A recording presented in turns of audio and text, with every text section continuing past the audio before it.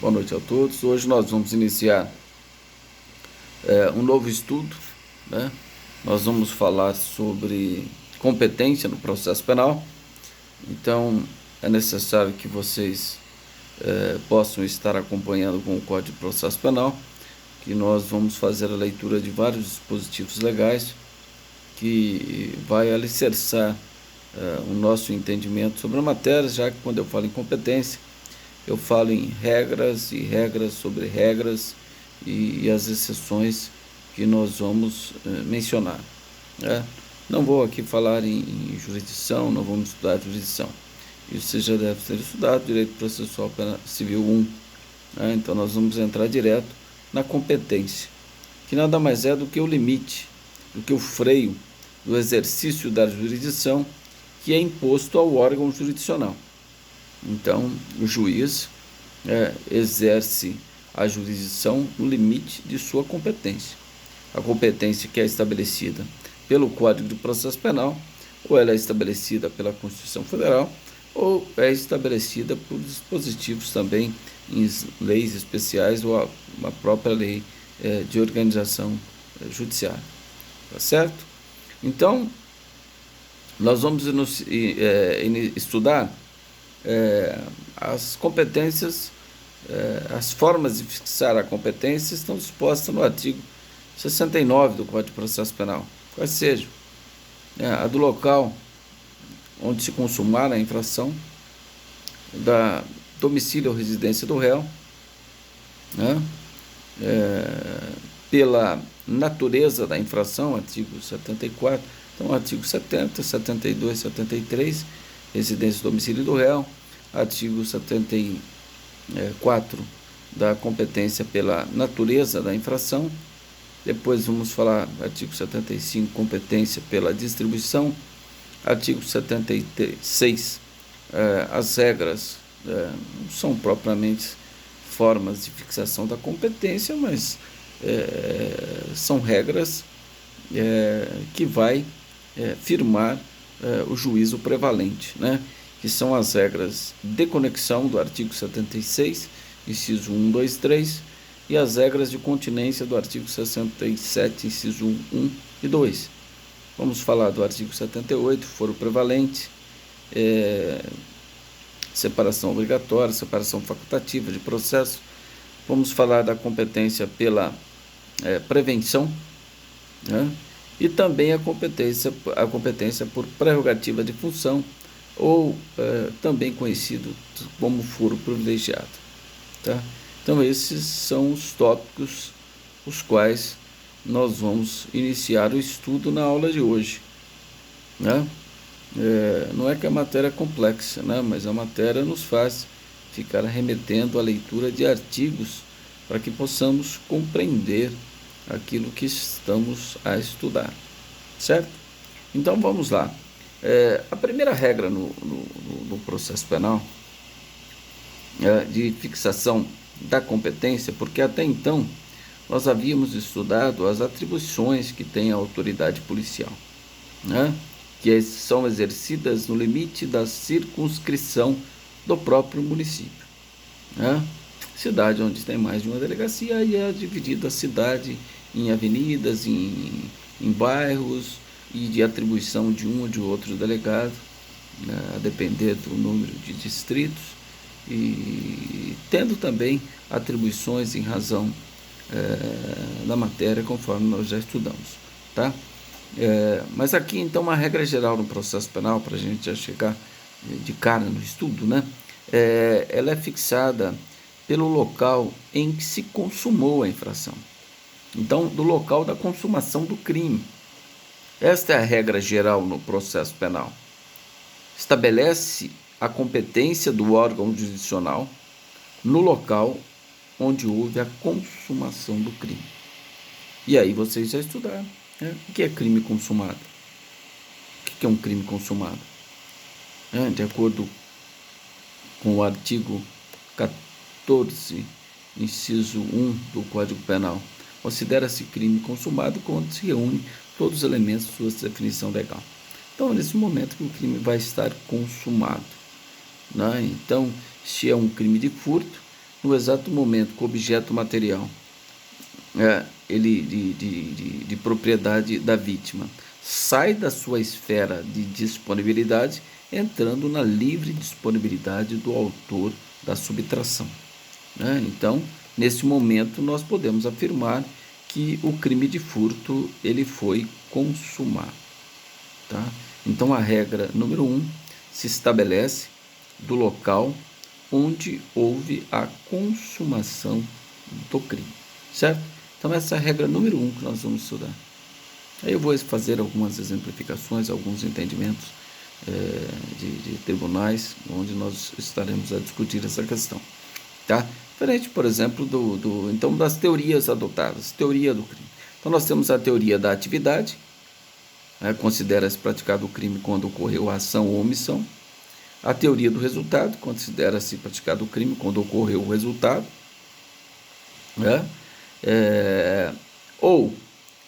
Considera-se praticado o crime quando ocorreu a ação ou omissão, bem quando o local onde ocorreu ou deveria ocorrer o resultado. Então, nós falamos aí de 3 teorias: teorias da atividade, teoria do resultado e teoria da ubiguidade. Então, se a gente for lá no Código Penal, nós verificamos que foi adotada a teoria da ubiguidade, que é o artigo 6º do Código Penal. Quem pode fazer a leitura rapidamente? Artigo 6º do Código Penal, que fala no artigo 6º da teoria da ubiguidade. Considera praticado o crime onde houve ação ou omissão, ou onde ocorreu o resultado, ou deveria ocorrer o resultado. Localizar o artigo 6º do Código Penal. Pode ler.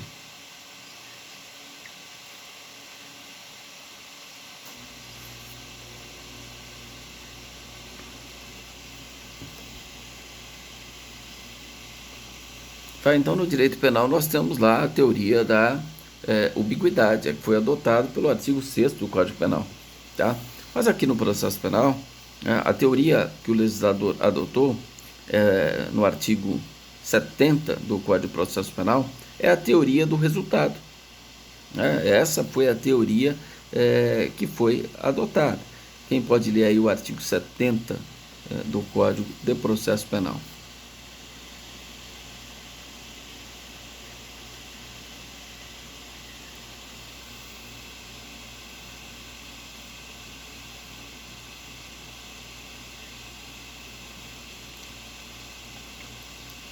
Certo? Então, quanto a isso, não tem dúvida, aí nós vamos falar depois, estudar os crimes à distância. Mas, regra geral no processo penal, é do local onde se consumou a infração, ou no caso de tentativa, onde foi praticado, no caso, o último ato de execução.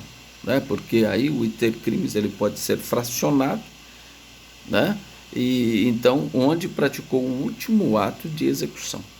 Então, iniciada a execução, se essa execução puder ser desmembrada, onde foi praticado o último ato de execução, no caso de tentativa. Então, essa é a regra geral, artigo 70 do Código Penal, Processo Penal, que adotou a teoria, então, do resultado, certo? Teoria do resultado, artigo 70 do Código de Processo Penal. Agora, já no que se refere ao juizado especial, quando eu falo dessas teorias, verifica que foi adotado, diferentemente do Código Penal e do Código de Processo Penal, foi adotado a teoria da atividade, onde foi praticado o crime, não onde consumou o crime, não é isso que diz a lei. Quem pode ler, localizem aí, auxiliem os colegas aí, se não me engano, artigo 63 da Lei 9.099/95, que aí nós vamos estudar a competência absoluta em razão da natureza da infração, que são os crimes de menor potencial ofensivo. Mas nós temos que saber qual o juiz competente para apreciar esses crimes de menor potencial ofensivo. Tudo bem, é o juiz da vara do juizado especial. Tá? Mas de que local? Vamos lá, localizar o artigo 63 da respectiva lei, ao qual eu afirmei que adotou a teoria da atividade.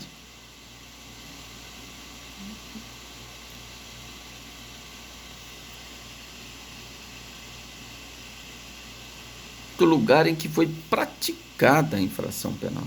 Então, verifica-se que, nesse caso, o legislador adota a teoria da atividade e não a teoria do resultado. Se ele tivesse dito do local onde foi consumada a infração penal. Não, do local onde se praticou a infração penal.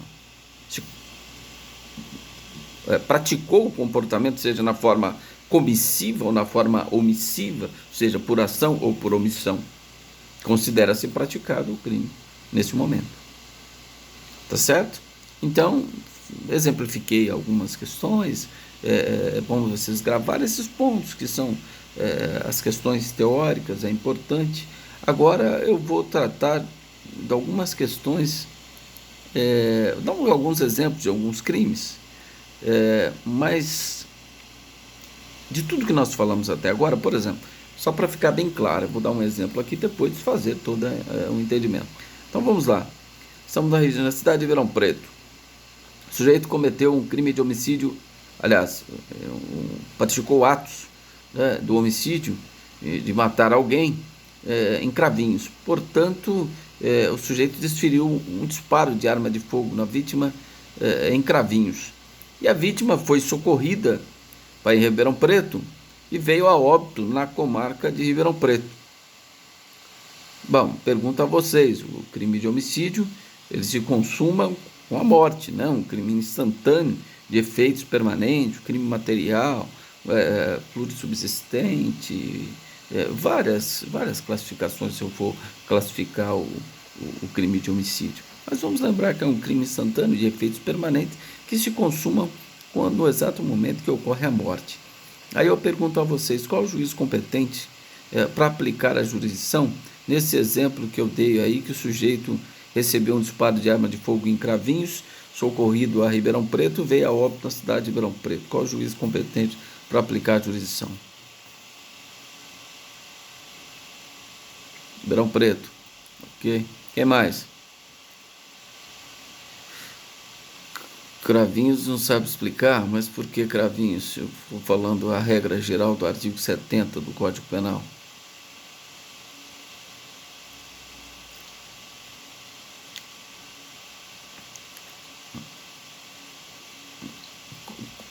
Como assim? Ele pode ser enterrado em qualquer lugar, não tem nada a ver com essa justificativa. Ele pode ser enterrado lá nos Estados Unidos. Né? Não precisa demorar lá. Ele veio de São Paulo e foi atingido lá em Cravinhos com um disparo de arma de fogo.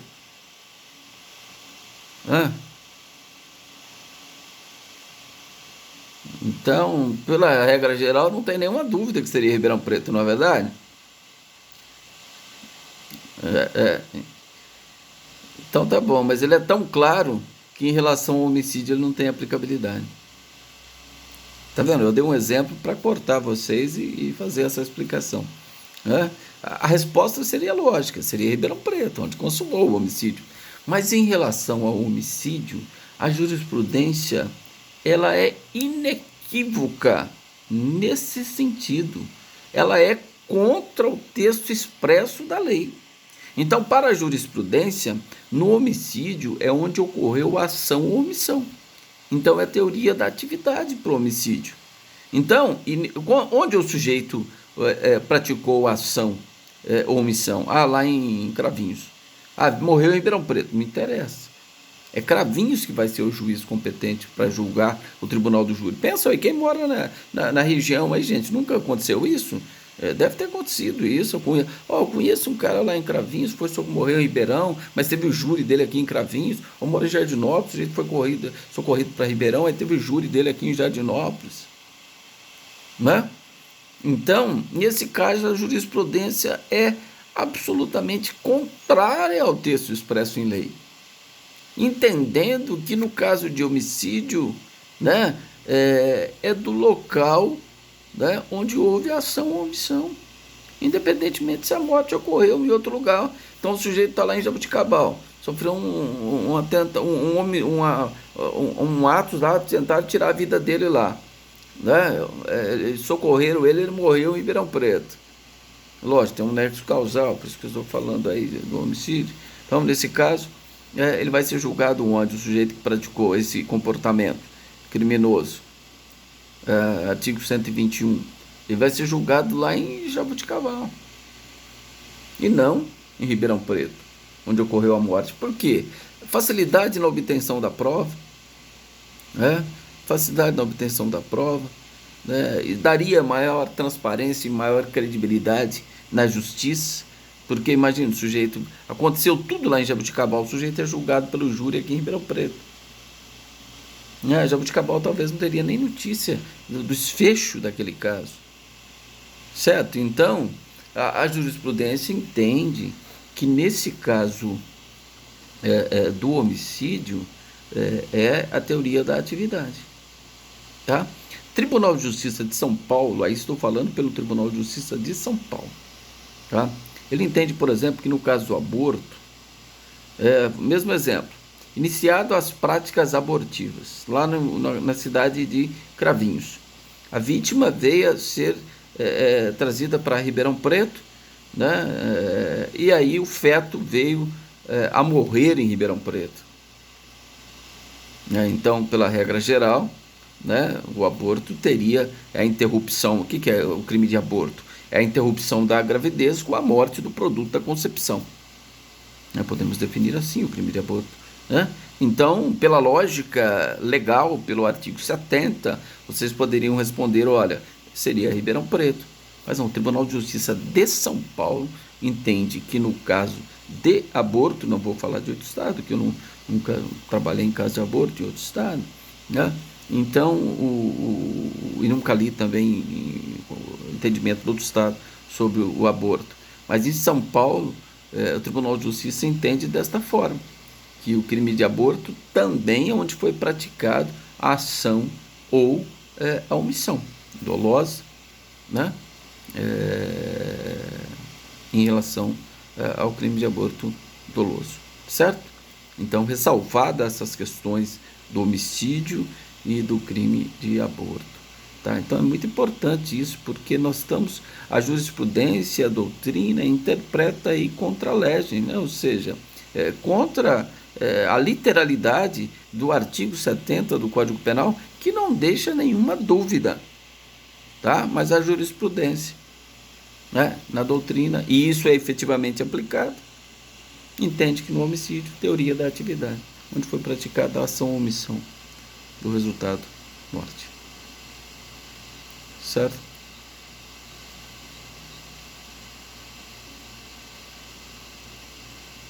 Sim, que eu acabei de dizer, né? A lei diz totalmente ao contrário.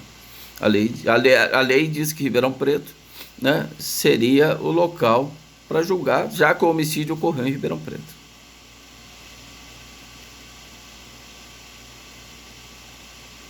Sim, sim, mas qualquer dúvida eu tiro a dúvida, né? Só não vamos assim, né? A afirmação você pode fazer, é lógico, mas a título de pergunta, né? Fica mais fácil, que esclarece dúvidas de outros colegas também, ok? Estou aqui à disposição. Bom, vamos lá, vamos falar de outras questões, quais sejam. Deixa eu ir lembrando aqui, né? Vamos lá. Vamos falar, por exemplo, na apropriação indébita. Vou dar um exemplo de apropriação indébita. Preste atenção no exemplo, né? Então, nós estamos aqui na região de Ribeirão Preto. Então, vou dar um exemplo da seguinte forma. Preste atenção. Quem não entendeu o exemplo, fala, eu repito. Eu moro em Ribeirão Preto. Vou até em Sertãozinho. Só um minutinho, parece que esse ar não está gelando, eu estou com calor. Vamos lá. Eu moro em Ribeirão Preto, vou até Sertãozinho, faço um contrato de depósito, deixo meu veículo lá com um amigo meu, fizemos um contrato, e eu falei para ele que, olha, daqui a um ano você me devolve esse carro, só que você vai me devolver ele lá em Franca, eu vou te pagar por isso, você vai me devolver, eu vou para os Estados Unidos, vou voltar, mas minha residência vai ser em Franca, então daqui a um ano você entrega o veículo em Franca. Ok, tudo pactuado, né? Resultado, este amigo meu lá de Sertãozinho foi em São Paulo e vendeu o carro.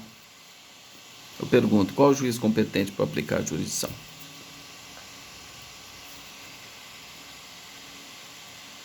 E aí?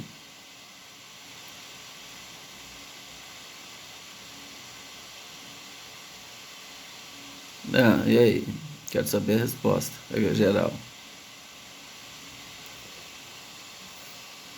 Vamos lá. É que eu fiz uma pergunta, eu fiz uma pergunta objetiva. Ó, tô em Ribeirão Preto, moro em Ribeirão Preto, vou até em Sertãozinho, elaboro um contrato de depósito com um amigo meu que mora em Sertãozinho, faço um contrato, falo, ó, daqui a um ano você me devolve o carro em Franca. Ok, ok. O sujeito vai e vende o carro em São Paulo.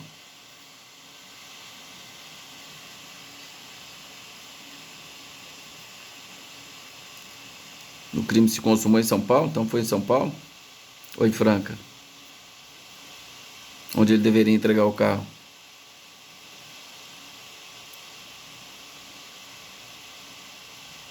São Paulo? Eu faço essas questões justamente para testar vocês, para que vocês sejam estudar direito penal. Onde consumou o crime de apropriação indébita, onde ele inverte o título de possuidor, detentor, ele age como dono e vende o veículo. Então, onde se consumou o crime? São Paulo, então o juiz competente seria São Paulo. Então, essa baboseira toda que eu falei de fui até Sertãozinho, para entregar em Franca, não tem nada a ver. Onde ele agiu como dono e vendeu o veículo foi em São Paulo. Então, o crime estaria consumado em São Paulo. Tá certo? Tudo bem? Então vamos lá. Outra questão interessante do estelionato. Vamos lá. Eu vou em São Paulo com cheque sem fundo, né? E dou um cheque sem fundo em São Paulo. Moro em Ribeirão Preto. Tem conta no banco aqui em Ribeirão Preto. Vou até São Paulo, faço uma compra numa loja com cheque sem fundo, tá? E aí esse cheque é devolvido sem provisão de fundos. Qual o juiz competente para aplicar a jurisdição? O estelionato é um crime de resultado duplo. Sujeito mediante o artifício ardil para prejuízo alheio, né? Terceira pessoa obtém vantagem ilícita em prejuízo alheio mediante esse artifício, esse ardil, enganando a pessoa, ludibriando a pessoa. Artigo 171 do Código Penal. Tá? Nesse caso, qual o juiz competente para aplicar a jurisdição? São Paulo ou Ribeirão Preto?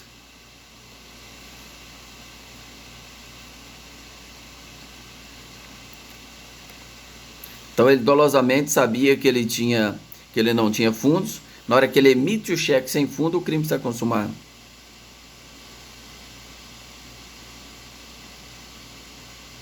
É isso? Sim ou não? Não? E aí, vamos lá. O que vocês acham?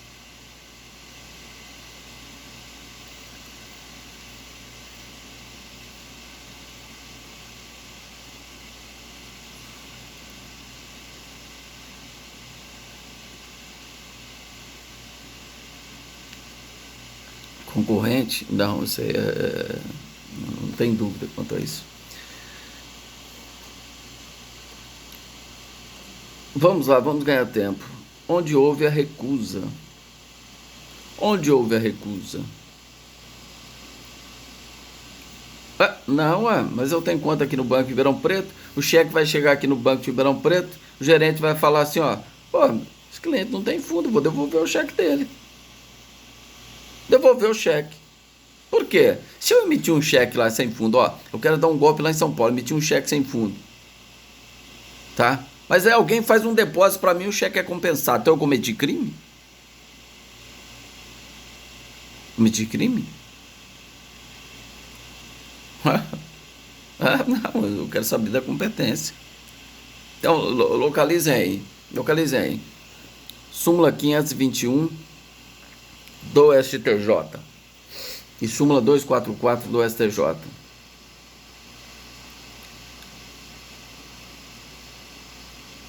Vamos lá, por isso que eu pedi para alguém, talvez mais de um, me auxiliar aí nas leituras dessas súmulas.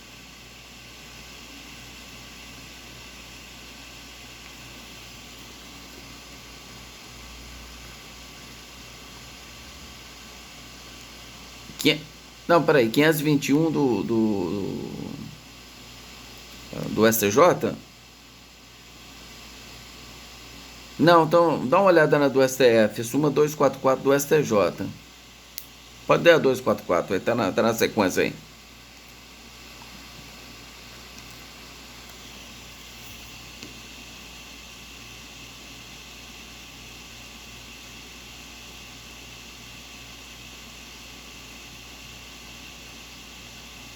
É isso aí, então, que nós falamos, súmula 521 do STF, lê a 244 do STJ. Então, inverti a ordem.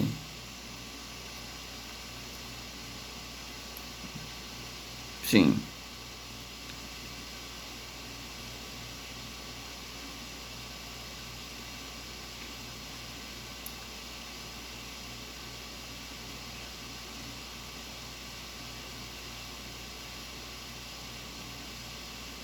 Certo? Então, alguém tem dúvida que a recusa se deu em Ribeirão Preto? Nesse exemplo do cheque sem fundo? A súmula 521, 244, 521 do STF, 244 do STJ não deixa nenhuma dúvida, ok? Onde se deu a recusa. Então, a recusa se deu aqui. Então, o crime deverá ser processado aqui. Agora, talvez vocês estejam estranhando, mas vamos imaginar o seguinte, vou dar um outro exemplo agora. Eu vou em São Paulo, vou fazer um cadastro lá com informações fraudulentas, né? Com informações que não diz respeito à realidade. Esse cadastro é aprovado, eu consigo dar um prejuízo para um comerciante lá em São Paulo. Eu moro aqui em Ribeirão Preto. Qual o juiz competente para aplicar a jurisdição? Então fui lá numa loja, fez um cadastro, aprovou, saí de lá com o carro cheio de mercadoria e vim para Ribeirão Preto. Qual local o juiz competente para aplicar a jurisdição? Estelionato, estou falando de estelionato. 171.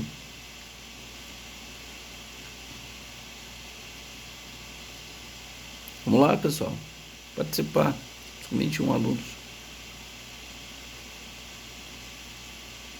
Qual o juiz competente? Mas é errando que a gente aprende, né? Tentando, firmando uma convicção, depois vendo que está errado, você grava. O importante é firmar uma posição, né? Então, esse caso é um caso típico de estelionato. Onde se consumou estelionato? Vantagem ilícita em prejuízo alheio. Onde você deu prejuízo pro cara? São Paulo. Então, o foro competente de São Paulo, salvo engano, súmula 48 do STJ, quem lê aí? Salvo engano. Faz tempo que eu não dou aula de direito penal, né? E aula há muitos anos de direito penal, parte geral, parte especial. Sinto saudade dessa época.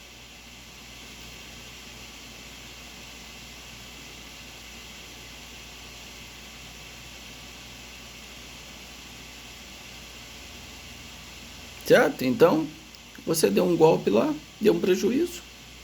O foro competente será São Paulo.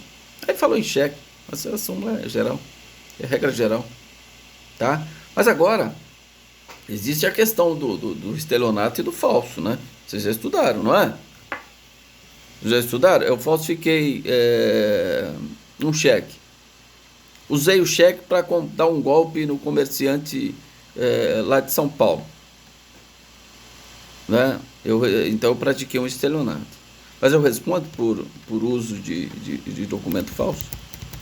O cheque, por equiparação, equipara-se a documento público. Absorção, então, absorção, o estelionato iria absorver o crime de falso, já que o crime de falso foi um meio utilizado para praticar o crime fim, que é o estelionato, é o prejuízo e a vantagem ilícita.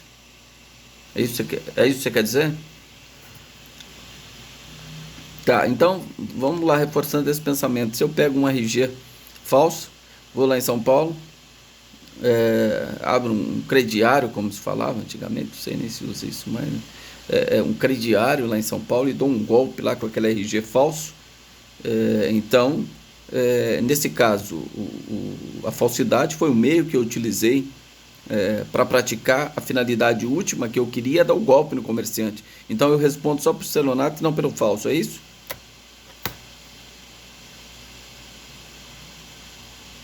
Tá errado? Respondo por dois crimes em concurso material, um crime contra a fé pública, um crime contra o patrimônio. Ou o primeiro caso é igual ao segundo caso?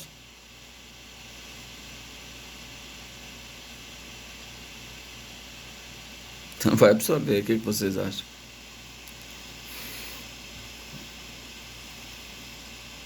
E na segunda, foi a vantagem ilícita e prejuízo alheio utilizando um RG falso para aplicar um golpe. A falsidade foi o meio dele conseguir aplicar o golpe, então, portanto, absorve, o estelionato absorve o crime de falso.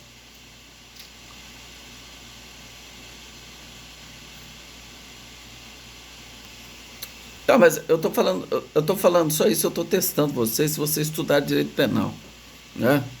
Eu tô falando tudo direito penal. Vocês já ouviram, vocês já ouviram dizer, já abro a palavra, vocês já ouviram dizer uma súmula que diz assim, salvo engano: quando o falso se exaure no estelionato sem maiores potencialidades lesivas, por este é absorvido. Já ouviram falar dessa súmula? É a súmula 17 do STJ. Quem faz a leitura já abre a palavra para o colega, por gentileza.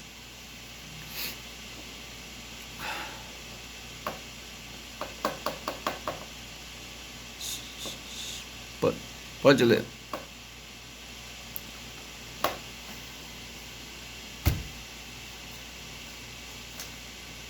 É isso? É isso que eu disse?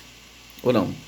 Quando o falso se exaure no estelionato sem maiores potencialidades lesivas, por este é absorvido. O que vocês entendem dessa súmula? Então, nos dois exemplos que foi dado, o sujeito não responde por falsidade, responde somente pelo crime de estelionato. Correto? Correto? Alguém tem dúvida?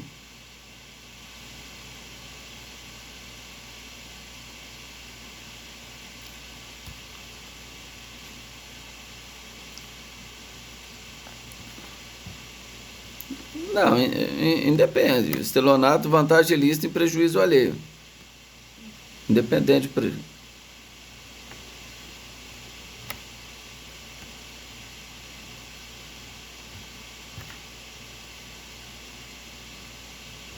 Dois crimes, mas então não aplica essa súmula. Quando o falso se exaure no estelionato sem maiores potencialidade lesiva, por esse é absorvido. Essa súmula... Consunção, né? Que se uma norma iria consumir a outra. Foi o meio utilizado para praticar o crime. Exatamente isso. Tá, então vocês estão equivocados. Os dois exemplos não tem nada a ver um com o outro. Pessoal, isso aí só um detalhe. Quem quer prestar concurso público, prestar o AB, quem fez direito penal, não estou discutindo a questão do professor, mas obrigatoriamente vocês têm que ter visto isso em direito penal, seja no crime de estelionato, seja no crime de furto. É inadmissível. É inadmissível. Vocês não interpretar essa súmula 17, você vai ver a todo instante. Então o que diz o seguinte? Presta atenção. Eu pego um cheque. Presta atenção. Eu pego um cheque falso. Vou lá, passo para o comerciante. Eu tenho outro cheque, o mesmo cheque para passar para outro comerciante? Ou quando eu entrego o cheque ali, acabou? Entreguei o cheque, acabou, não é? Então o falso, nesse caso, se exaure no estelionato. Agora, se eu pego um RG falso, eu consigo ir lá em 10 lojas lá em São Paulo e aplicar 10 crimes? Sim ou não? Então nesse caso, o falso não exaure no estelionato. No caso do RG, o comerciante não vai ficar com o RG para ele vai me devolver. Ele me devolvendo, eu continuo a praticar crimes. No cheque, quando eu deixo o cheque comerciante, acabou. Então, nesse caso do cheque, eu responderia só pelo crime de estelionato. No caso do RG utilizado para aplicar o estelionato, eu respondo por falsidade, uso de documento falso e o crime de estelionato. Porque nesse caso não aplica a súmula 17. Por quê? A potencialidade lesiva do uso do RG falso, ela continua. Eu posso continuar praticando outros crimes de estelionato com o mesmo RG falso. Entenderam essa questão? Entenderam? Viu como resolve? Fica claro agora? Interpretando a súmula 17 do STJ? No primeiro exemplo, não exaure. Aliás, no primeiro exemplo do cheque, exaure. No segundo exemplo do RG, não exaure. Então, o sujeito responde por 2 crimes. O crime de falsificação, o uso de documento falso, e o crime de estelionato. Certo? Tudo bem? Vamos lá. Tocando o barco. Gente, eu acho que não sei se eu estou passando mal, o que está acontecendo. O ar aqui está em 20 e eu estou com o rosto quente. Sei lá o que é isso, mas vamos lá. Vamos lá, deixa eu falar agora do... Vou dar um exemplo para vocês, então. Eu falsifiquei um documento aqui. Eu falsifiquei aqui em Ribeirão Preto. Fui lá em Sertãozinho, usei o meu documento falso, não é meu, o documento que eu falsifiquei de José da Silva. Então eu fiz uma carteira de RG aqui, José da Silva. Tá? Fui lá em Sertãozinho e usei esse documento falso. Então nós temos o crime de falsificação e uso de documento falso. É isso? Eu respondo por 2 crimes ou eu respondo por um crime só?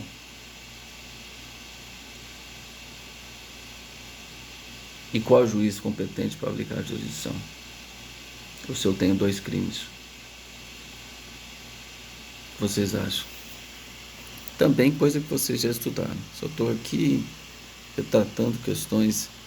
É outra questão de direito penal. Mas eu vou chegar na questão de direito processual, lógico. Essa é questão puramente de direito penal. Eu respondo por 2 crimes. O uso de documento falso e a falsificação de documento. Porque eu falsifiquei um documento que em Ribeirão Preto utilizei lá em Sertãozinho. Certo ou errado?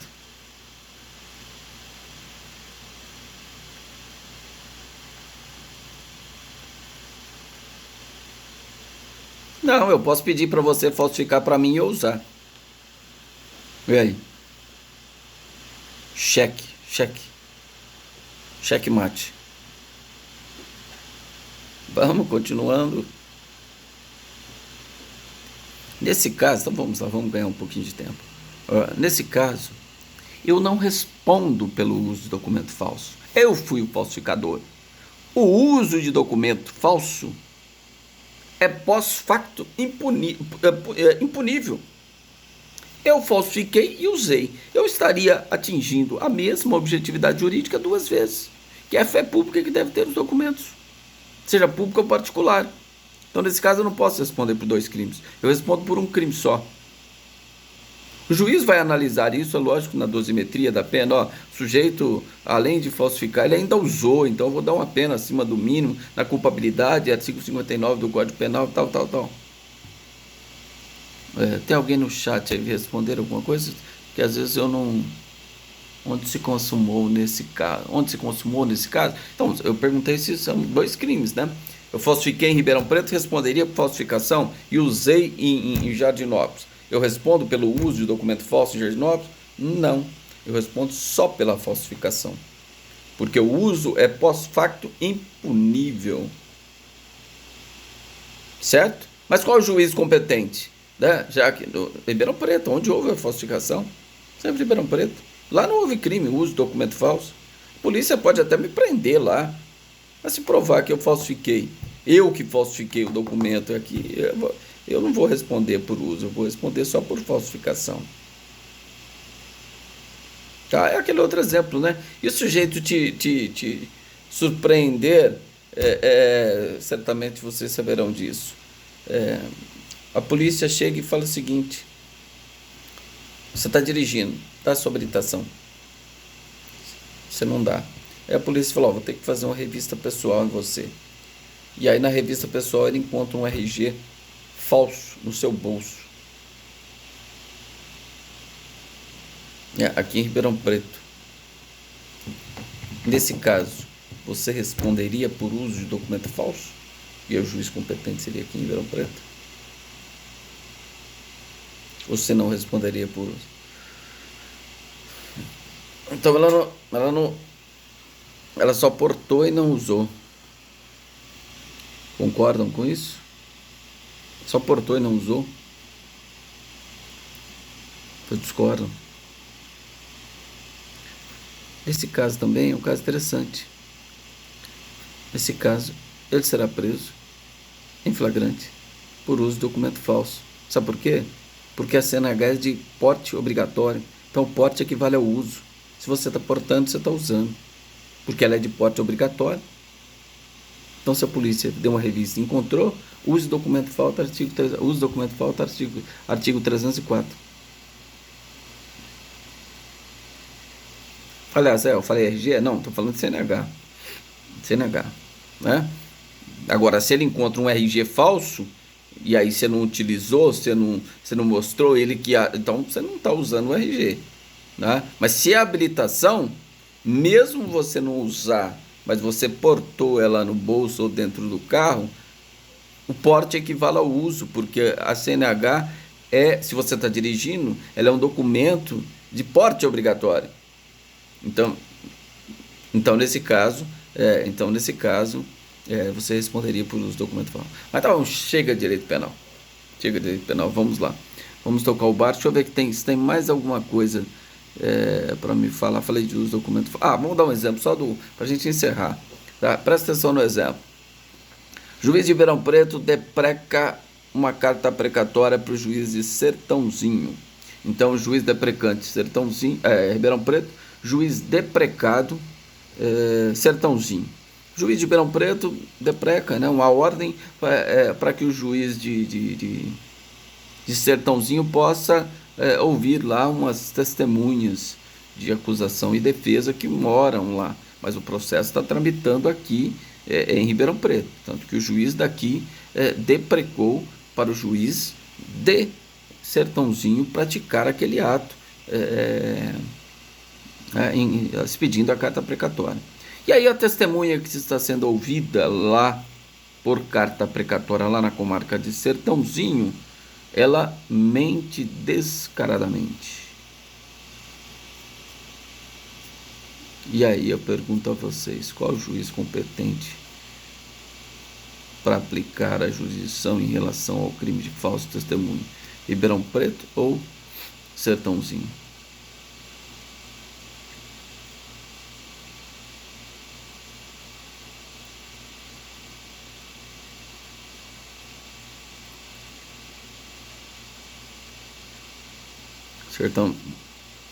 Sertãozinho?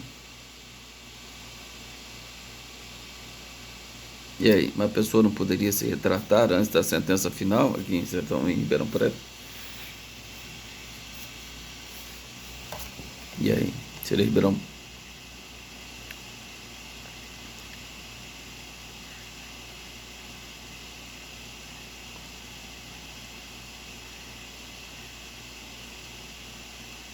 Então, e a resposta? Juiz de Ribeirão Preto ou de Sertãozinho?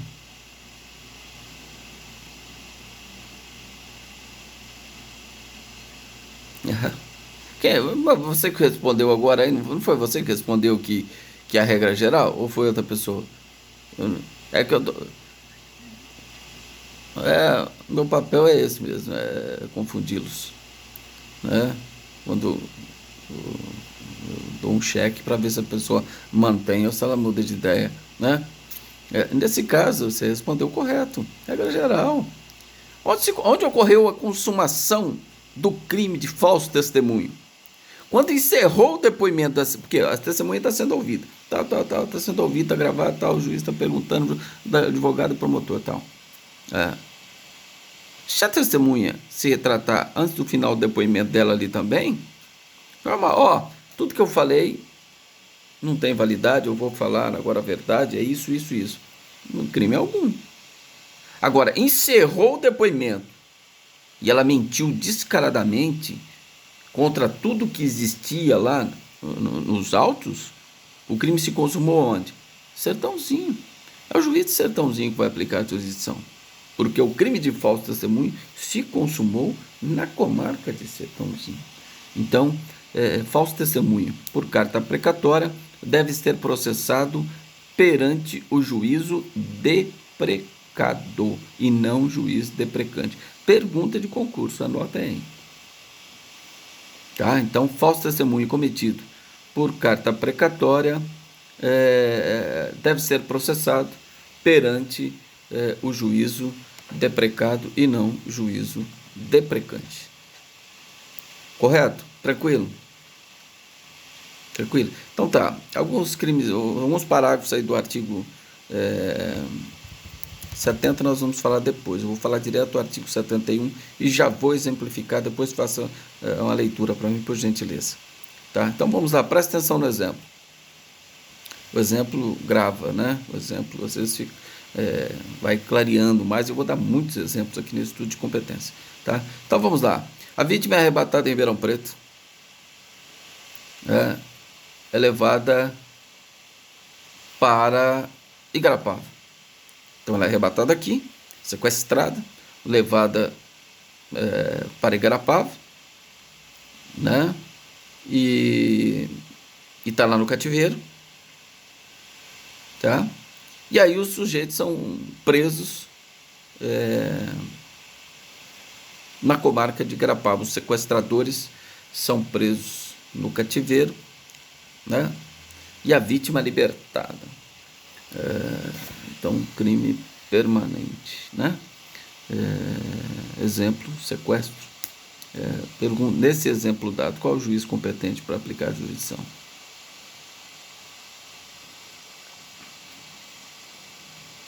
Vamos lá, pessoal, abre o microfone aí, quem entendeu o exemplo, fala.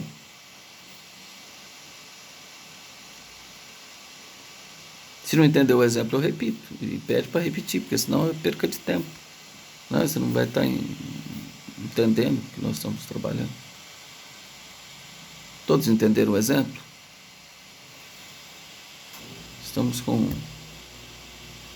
17 alunos em sala. Alguém entendeu o exemplo? Não entendeu?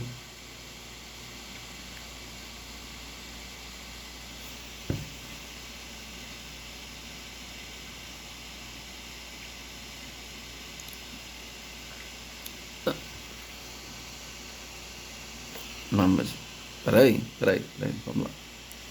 Então eu pergunto a vocês, quando se consuma um crime permanente mesmo, a vítima foi arrebatada aqui. Ela ficou lá no cativeiro. Aí ela é libertada lá no cativeiro, em Igarapava. E os sequestradores são presos. O crime permanente, a consumação se protrai no tempo. Ele dá início com o arrebatamento da vítima e ele perdura enquanto perdurar a privação da liberdade da vítima. Não foi isso que nós estudamos na prisão em flagrante lá? Eu dei esse mesmo exemplo. Não é? Se passar 2 anos a vítima no cativeiro, o sujeito não pode ser preso em flagrante lá por crime permanente, cuja consumação se prolonga, se protrai no tempo. Não é isso que é o crime permanente? Então, voltando então nesse exemplo, qual o juiz competente? Ribeirão Preto ou Igarapava?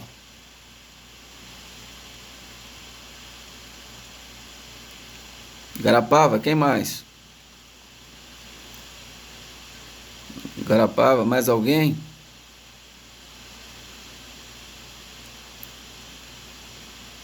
Então, pessoal, vamos, tem vários alunos aí. Faça um entendimento.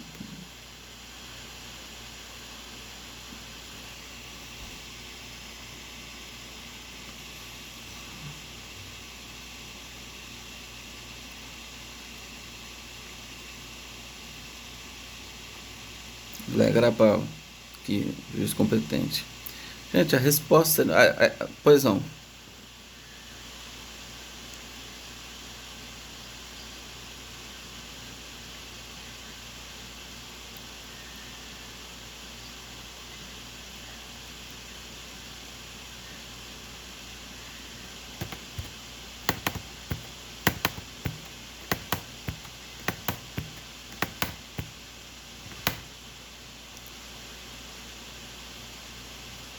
Mas a prisão em flagrante, tudo bem. Prisão em flagrante, nós discutimos a competência, aliás, a atribuição para a lavratura do auto de prisão em flagrante, né? Mas aqui, gente, a resposta é tão simples. A resposta simplesmente vocês deviam responder, depende. Pode ser Igarapava, pode ser Ribeirão. Eu falei que as pessoas foram presas lá, não foram? E a vítima libertada? Mas pode ser que o juiz de Ribeirão Preto havia decretado a prisão temporária do sequestrador. Se foi o juiz de Ribeirão Preto que primeiro tomou conhecimento do processo e decretou a prisão temporária, qual o juiz competente para aplicar a jurisdição?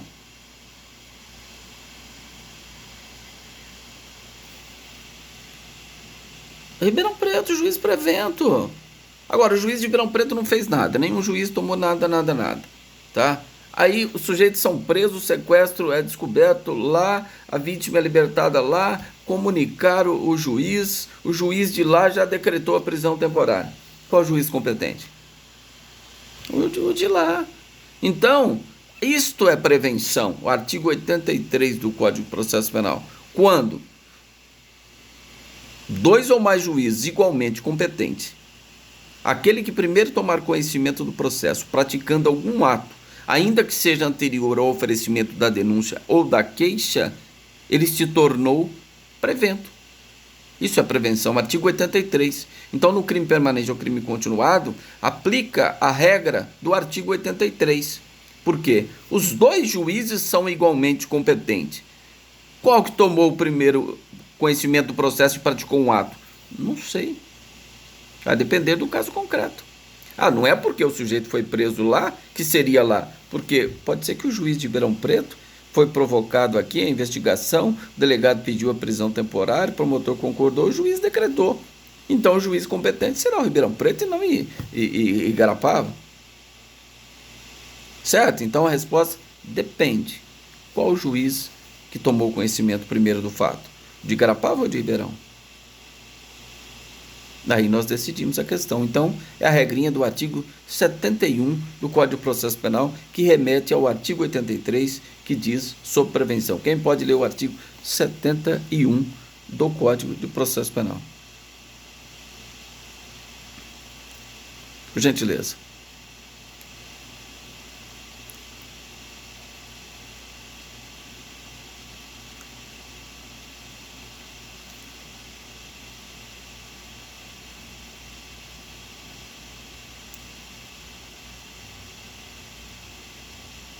Tá? Prevenção é justamente essa definição que eu disse lá do artigo 83 do Código de Processo Penal. Tá? Então, quando tiver crime continuado ou permanente, a regra, artigo 71, se remete ao artigo 83, que é a prevenção, que é a regra geral. Tá? Nos crimes permanentes ou crime continuado, quando dois juízes igualmente competentes, aquele que primeiro tomar conhecimento do processo praticando algum ato, ainda que seja anterior ao oferecimento da denúncia ou queixa, tornará-se prevento. Isto é prevenção. Ok, pessoal?